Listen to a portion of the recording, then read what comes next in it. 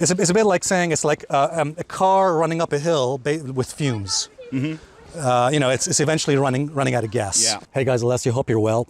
Could this be one of the most important charts of this year? You see guys, this particular chart you're looking at right now is giving us a very important sign as to what potentially may happen in the next few months. And this could have a major impact on all of us, you, me, almost everybody out there. I'm also going to ask the question in this video, could this be a likely top in the price of crude oil? And I'm going to give you some good news and some bad news as well. Join me.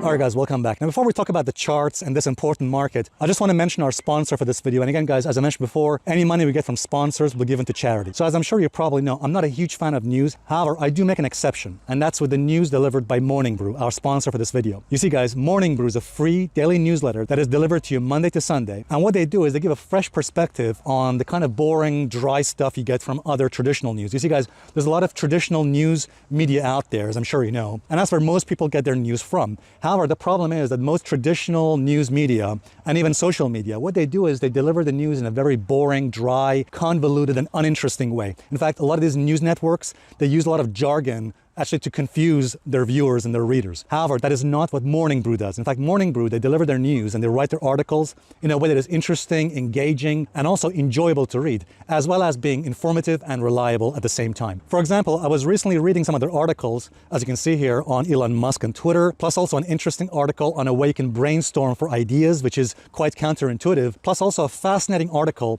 on how Fidelity, one of the major retirement providers, is now giving the opportunity to their savers to put their money into Bitcoin if they want, for example, in their 401k. So a very fascinating and interesting article there. So guys, please do check out Morning Brew. Again, it's a free newsletter, and I'll put the special link for you guys, again, in the description underneath this video to go ahead and check it out and start reading their articles and news today. I want to thank Morning Brew for sponsoring this video and also giving the opportunity for us to help our charities. All right, guys, let's get back to the video. So I want to talk to you about this chart today, this very important chart of a key market, which I think is by far one of the most important markets that I'm sure you'll be interested to know about in this video. And that, by the way, is crude oil. By the way, I have here my good friend Paul.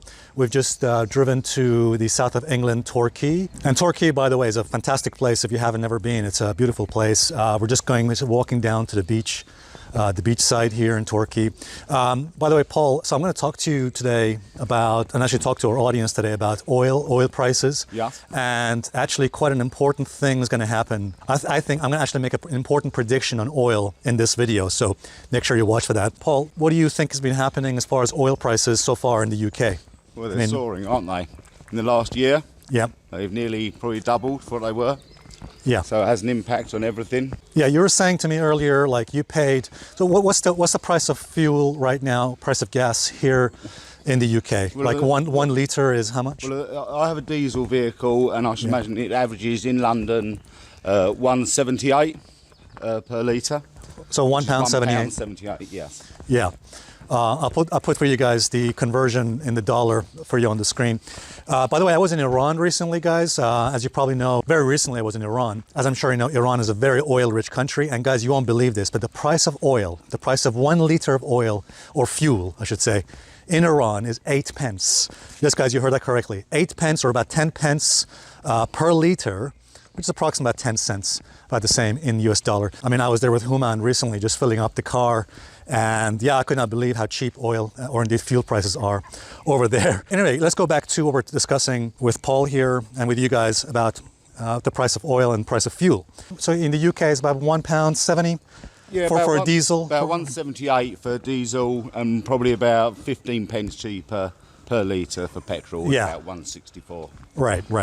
I think it costs you over 100. The vehicle per week, and it costs over £100 now. About £104 last week when I filled up. About £104, right? Which would have been probably £65 before. Last summer. Last summer. So, I mean, would it be good news for you if oil prices at some point this year peaked and started to come back a little bit? Oh, absolutely, absolutely. Yeah. All the lorries that are coming over from Spain and all over Europe are obviously having to fill up continually. That has an impact on everything. Yeah. You know, the prices, obviously, someone has to pay eventually, and the prices fall down to the consumer.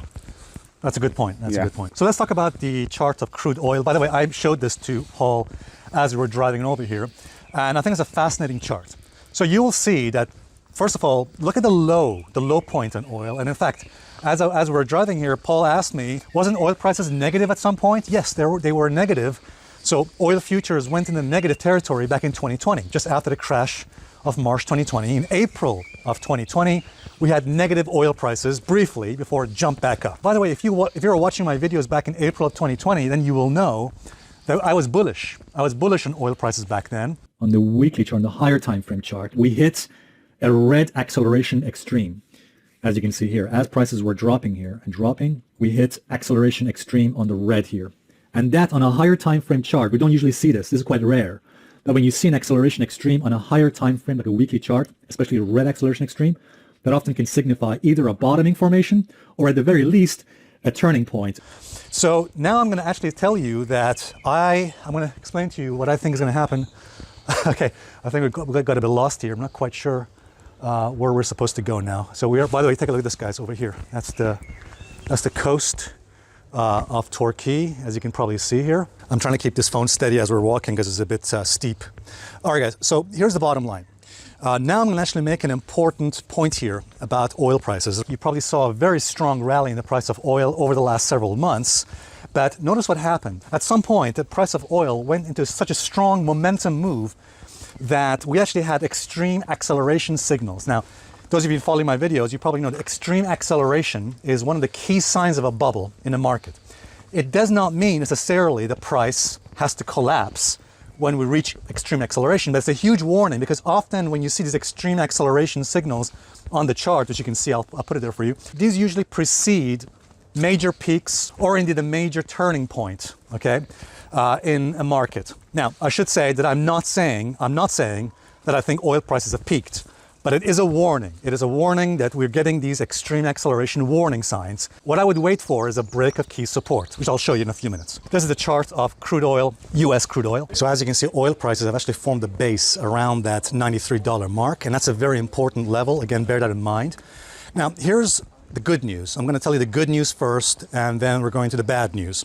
The good news is that I think that there's a lot of indications that I think we could reach oil prices reaching a peak or indeed a top this year. In fact, I think by the end of this year, likely by December this year, I think we'll be reaching a top in the price of oil. And I think the key indication that we've reached the top is if we break support at $93. Everything is so steep. Guys, bear that in mind. We have a lot of warning signs. Again, we've got extreme acceleration warning signs, which again they usually precede major tops. Sometimes what happens is price gathers a bit more momentum, retests the highs before we reach a peak, and also watch that key level of support. You can see on the weekly chart of oil. In fact, you can see this both on the US oil prices and also UK crude oil prices, Brent crude, for example. The crude oil prices are just above that 21 weekly moving average, the blue line on my chart. That's a very important level. Again, on the US crude oil, that's about $93. Because if that level breaks, and I actually think that level very likely is going to break at some point this year. Again, perhaps by the end of this year, we could see that level, that support get broken. Because again, prices are so overextended. And guys, I think if that level breaks, if that level actually breaks, which I think is likely perhaps by the end of this year. Again, I'm not expecting that now, but I think that level, that support at the 21 weekly average and the 93 level likely could break by the end of this year. And when that breaks, that's how you know there's a top in the price of oil, a potential medium-term, maybe even long-term top in the price of oil, and then a likely downtrend. And then the major correction becomes likely when that happens. However, here's the bad news. You're probably wondering, okay, what's the bad news? What do you think the bad news is then, Paul? Have a guess. We're going to be stuck with these prices for a while. Yeah, exactly. Paul's right. So I think we're not due yet for a break below that support. So I'm still waiting for one more test of the prior highs. As long as price of oil remains above that support of $93 or 21 weekly MA, I'm looking for one more test, one more push higher to test up those prior highs, which you can see on that chart. It's about $130, I think, is approximately there. I think we'll test that high, the previous highs, one more time, maybe even take that level out. And then I'm looking for some kind of divergence, negative divergence on the chart.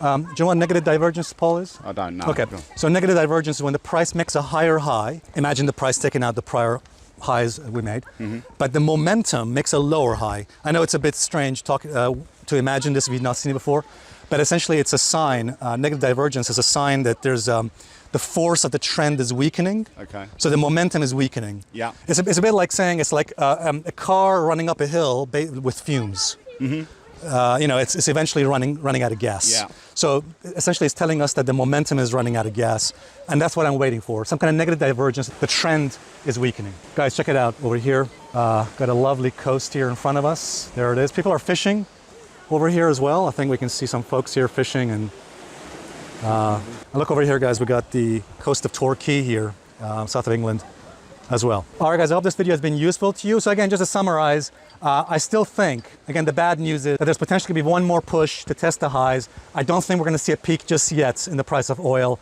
Again, so I'm looking for one more push. As long as the price remains above 93, I think we'll see one more push higher to retest the highs, probably take that level out, and then some kind of negative divergence. But again, I'm looking for that support to be taken out by the end of this year. So that's the good news.